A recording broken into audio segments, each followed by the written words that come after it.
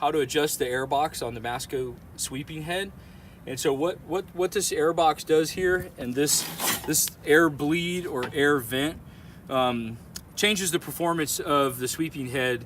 It's a minor adjustment, and we might basically, in a nutshell, open this up to sweep light debris like leaves, and we might close it up to sweep heavier debris like gravel. So when we close this up, we're forcing more of the air to the other side of the hopper or other side of the head, and it's going to facilitate picking up things like sand and gravel.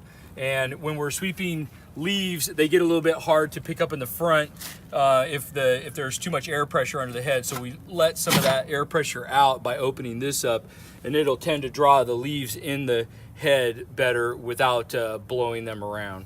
And so what basically the best adjustment here, the one thing to keep in mind is it's not a major adjustment. It's not going to make it work or not work, but it's going to make it work, better for leaves if it's all the way open. It's going to work better for gravel if it's closed, but that would be is to say it's generally going to work adequately right in the middle. So if you set that in the middle and have it about halfway open, it should work fine for any general application. If you're sweeping a lot of leaves during the day, you might want to come out here and loosen this up and open it all the way. If you were sweeping a lot of gravel and sand, then you might want to close it. And so you might have various different situations like that during the day, and so that you might want to keep it in the middle. And then once you get it set to where you want, then just tighten these nylocks down, and then it'll stay there. And that's about it with the airbox adjustment.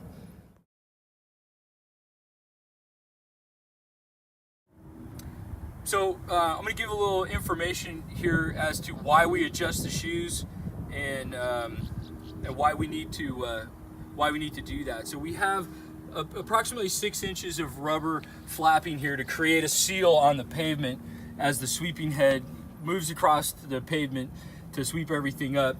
You want to keep a pretty good seal right here. The carbide runners on the other side, on the sides, is mainly what all the weight runs on, and the rubber maintains the seal and kind of works like a squeegee. What will happen after some miles of running and running and running, out here where the carbide is, the rubber will not wear very fast at all. But in the middle here, the unevenness of the pavement will wear out the middle of the flapping quite a bit until we get a gap right here. So we generally monitor this gap, something you would check at least once a week. And you might start to get so it'll kind of arc here. It'll be longer on the edges and shorter here. And I would say about 1/4 of an inch gap here, where this is, arced up about 1/4 of an inch, is probably still acceptable. You might see up to 1/2 an inch there, and that's probably too much to, the performance of the head will start going down quite a bit. So what we need to do in order to close this gap up again is adjust the shoes, and we'll lift the shoes up so that the rubber comes back down and wears even again. And we'll show that in the next shot.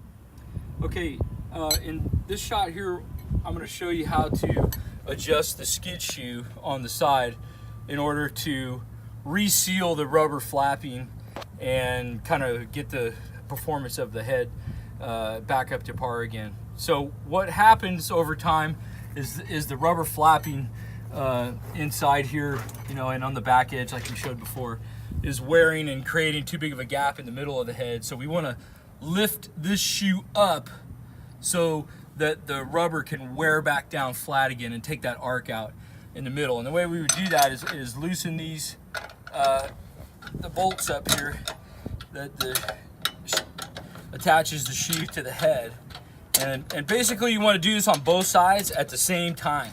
So you get these loose and have the shoe or the head sitting on some nice smooth flat cement, like the shop floor is what we like to do. And you can get that shoe loose like that, but it's still held in place by the bolts just hand tight. And then we use a spacer. This one's about 1/4 of an inch, and we do this when they're new. That's probably a little bit, you probably don't need to adjust that much, maybe 3/16 or even 1/8 of an inch if you did it a little more frequently would be fine. but you put this spacer underneath the shoe, and that lifts the shoe up and lets the rubber stick down 1/4 of an inch more, and now it'll wear flat again in about an hour or two. And then you just tighten up. So you would loosen both shoes up, put spacers under both sides, make sure that the head is sitting flat, and then go and tighten both sides back up again, and then you're done. And you can do this until this bolt gets all the way down here, and the rubber flapping, which starts out at about 6 inches, will end up, ultimately you can wear it down to about 2 inches. And tighten these back up, and we'll kind of show the shoe sitting off the ground here.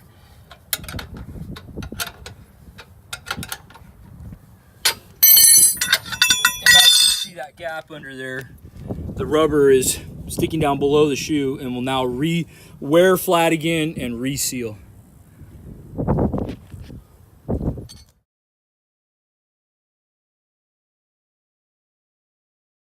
Pickup performance of the sweeper relies a lot on what we just covered, adjusting the head and the shoes, but also the seal right here seals the vacuum into the system, and if there's an air leakage here or a gap, that could cause a considerable loss of suction or performance. And there's 2 seals on this hopper that seal up the air system, and this one here is for the pickup tube, so that when the hopper dumps, this closes the seal. The other seal is between the fan housing and the hopper, which is right in here, and they both use this 1x2 inch foam nitrile gasket. We want to make sure that this is just setting snug. It doesn't have to be super tight. It can be fairly tight. It can be just touching, but so long as there's basically no air gap there, that's all you need. And you want to make sure that that is closed up.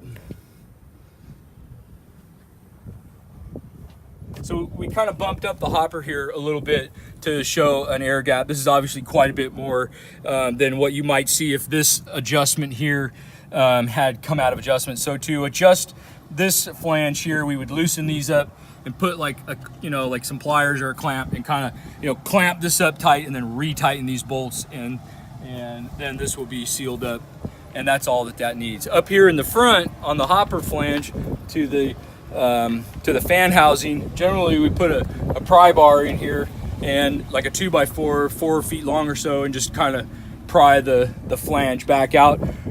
If it's fairly old, the rubber nitrile may be wore out and may need to be replaced.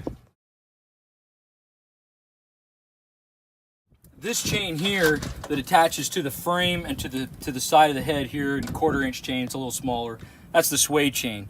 And that keeps the head from swaying back and forth too much. And the real reason is to protect this hose.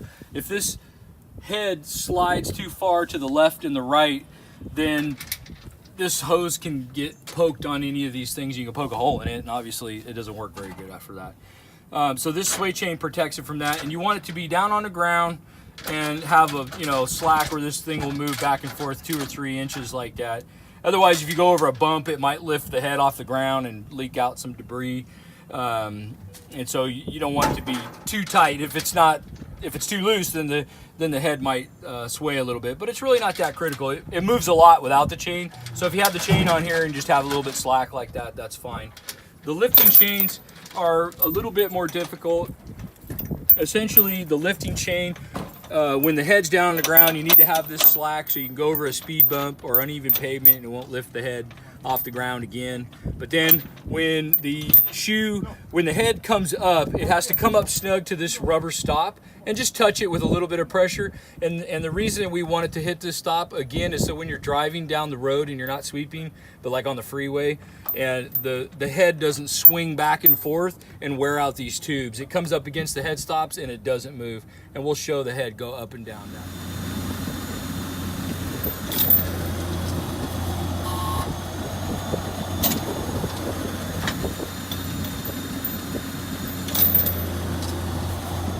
Okay, so from that last shot, now we're up in the lifted position to travel down the road. You can see that we're snug up against this rubber stop here. Some of the old school sweepers were a metal stop, but you just want to make sure it's snug but not too tight. And this head will not move back and forth now as you drive down the road. And that's basically all you need out of the lift.